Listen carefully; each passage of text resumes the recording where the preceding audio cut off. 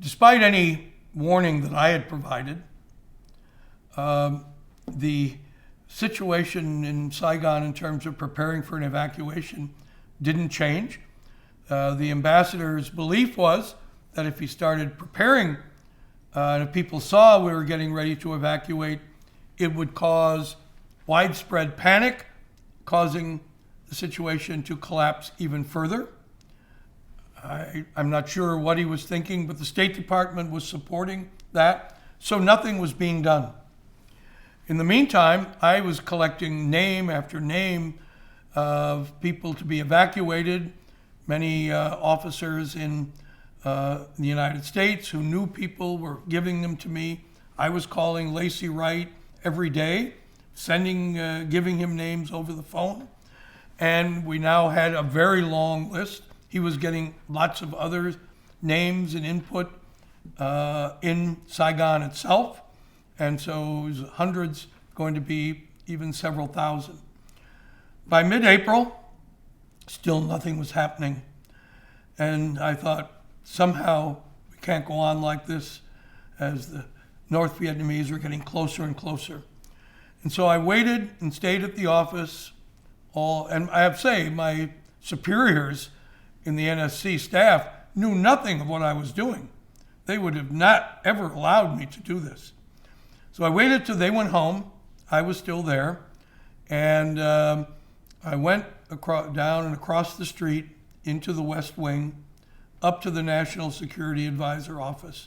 And I came to the door, and there is Brent Scowcroft, the Deputy National Security Advisor.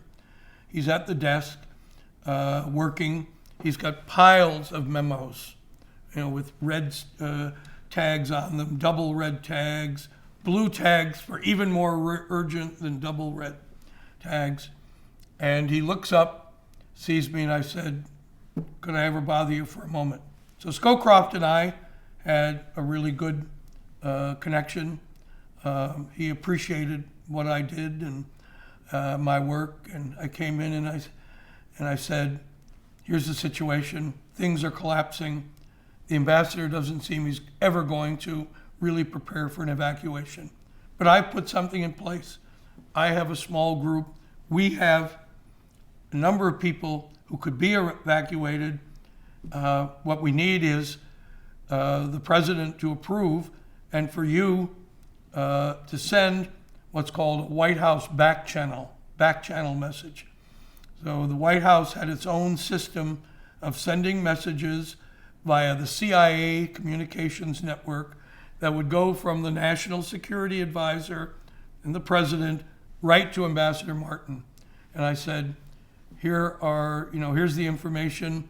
The guy on the ground who has this is Lacy Wright. We have people, we have them ready.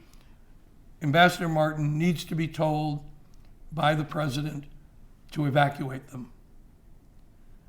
And so Brent Scowcroft, to his everlasting credit, took my message, went to the president, got the president's approval. This is like 9, 10 o'clock at night, sends the White House back channel instruction to Graham Martin that says, the president wants you to evacuate the individuals who are gathered with, at the home of Lacy Wright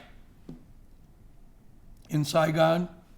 Martin gets this order and gets the CIA station and said, get vehicles, go and get these people, take them to the airport, put them on U.S. planes to be evacuated from the country. This was the first step. Everyone at State was stunned when they found out about this and that Martin was doing it, because it was contrary to everything else he had said would be the policy and the approach. And having broken through this and started, this then led to a flow of people and more planes coming and a regular flow of people out to the airport, onto planes, evacuated to the Philippines, and where they'd be on other planes, taken straight to the United States. So it began the flow that eventually we would evacuate about 130,000 people, mostly from Vietnam, few from Cambodia and Laos, but who would get out of the country. Not all came out on planes, but it started that evacuation. And as the end came, Saigon fell on April 30th, captured. The North Vietnamese flag was raised over the presidential palace. The American embassy was evacuated on April the 29th. The ambassador was flown out on a Marine helicopter, the last official Americans. Actually, not the last. They had to go back and get some Marine security guards who had still been there providing security. The most ignominious moment of American foreign policy history. But the National Security Council met, actually over the phone, and the evacuation was stopped on April 28th. And when I came to work, I found out that decision had been taken by phone. And I was picked up the phone, called Saigon, talking to my colleagues who were working on and bringing people, hundreds, thousands, to the airport to evacuate them. And I spoke to one, and he said, "Oh my gosh, this is terrible. We have 20,000 people at the airport at Tan Son Nhut, ready to be evacuated. The airport's not under attack. We can take more people out, but we've stopped flying." And I said, let me see what I can do. I hung up, and so here I am, thinking what to do. I'm not Kissinger's at the State Department. If I go to Scowcroft, I didn't know that I'd even be able to get to see him. All my superiors are there. Say, "Where are you going? What are you doing?" And I thought, and I run down the stairs, across the street, into the West Wing, and I go to the White House photographer's office, David Kennerly, who had been with me in Vietnam on the Weyand Mission. And I said, David, this is so terrible. There's 20,000 people at the airport ready to be taken out. It's not under attack. The president's turned off the evacuation, and he understands what's needed, goes out, runs up into the Oval Office. President Ford viewed Kennerly like a son, and he knew that he had a Vietnam connection and he could get information, and he was always telling the president things that didn't come out of his formal briefings. He goes in, he sees the president, he tells them there are people there. The president turns the evacuation back on, and planes continue to come, take out more of those Vietnamese at the airport until the North Vietnamese artillery begins to impact the runways, and it has to stop.